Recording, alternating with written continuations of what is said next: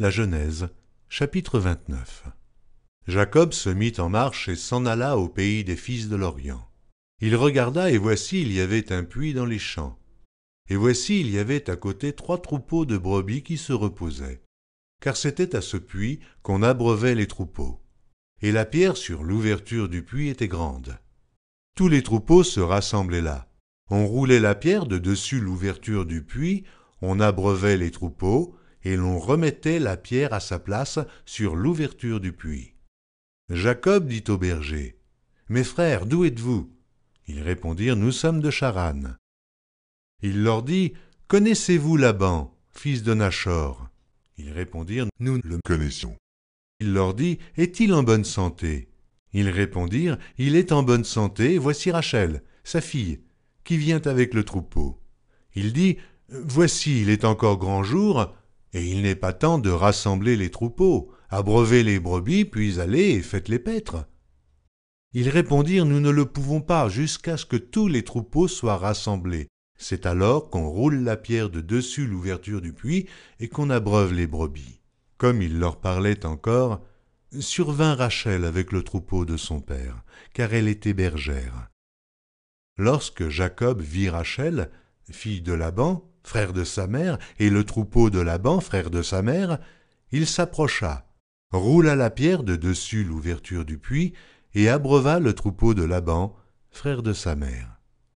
Et Jacob baisa Rachel, il éleva la voix et pleura. Jacob apprit à Rachel qu'il était parent de son père, qu'il était fils de Rebecca, et elle courut l'annoncer à son père. Dès que Laban eut entendu parler de Jacob, fils de sa sœur, il courut au-devant de lui, il l'embrassa et le baisa, et il le fit venir dans sa maison. Jacob raconta à Laban toutes ces choses. Et Laban lui dit, « Certainement, tu es mon os et ma chair. » Jacob demeura 1 mois chez Laban.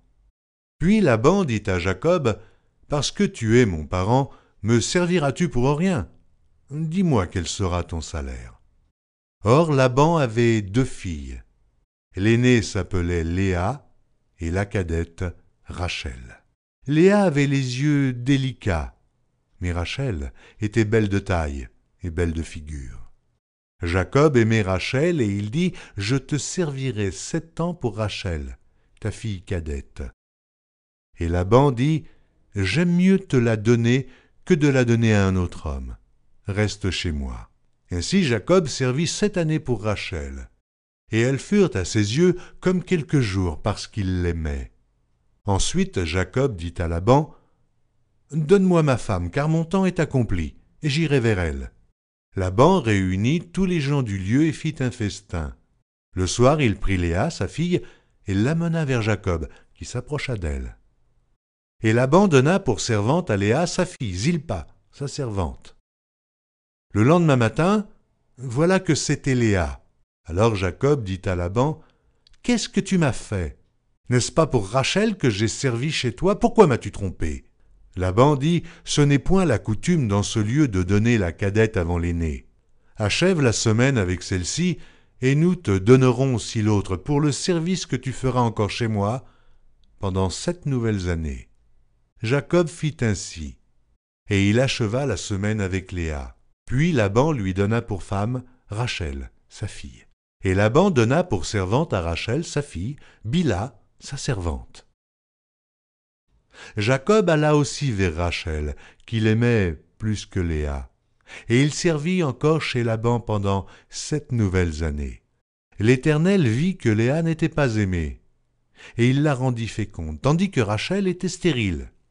Léa devint enceinte et enfanta un fils, à qui elle donna le nom de Ruben.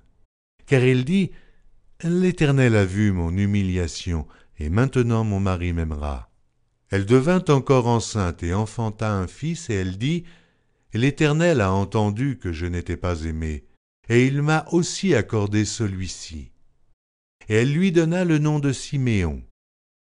Elle devint encore enceinte et enfanta un fils, et elle dit, « Pour cette fois mon mari s'attachera à moi, car je lui ai enfanté 3 fils, c'est pourquoi on lui donna le nom de Lévi. » Elle devint encore enceinte et enfanta un fils, et elle dit, Cette fois je louerai l'Éternel. C'est pourquoi elle lui donna le nom de Juda, et elle cessa d'enfanter.